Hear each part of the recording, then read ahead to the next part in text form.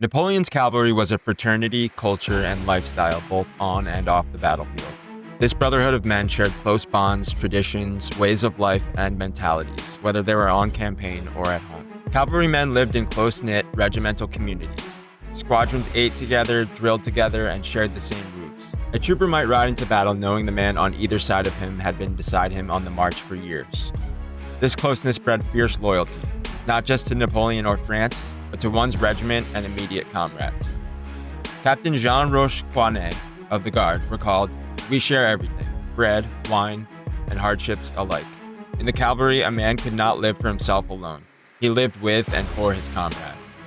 Marbot, another famous memoirist, remembered how, even in hunger, there was not a man among us who, after cutting a piece of meat, did not at once offer half to the comrade at his side.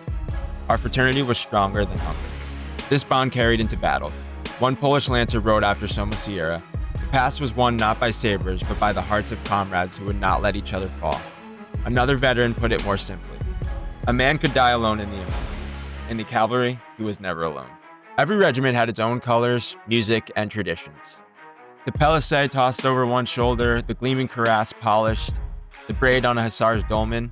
These weren't just uniforms, they were statements. A man's appearance reflected his pride in his unit.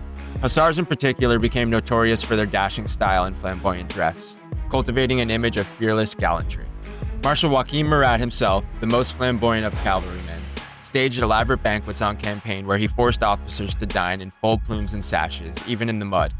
It was completely absurd, but it gave the men pride and reinforced the image that cavalry lived not only for war, but for style. Many cavalrymen even carried keepsakes given by their comrades.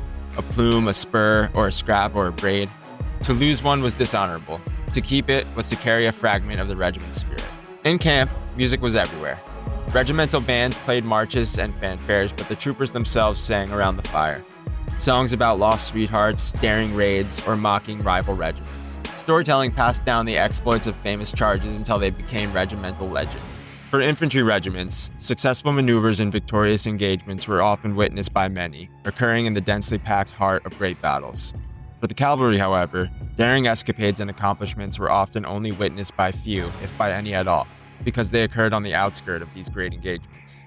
The honorable actions of these men became legends through word of mouth, which gradually evolved from tales and stories told around a fire into patriotic anthems chanted by entire regiments on the march.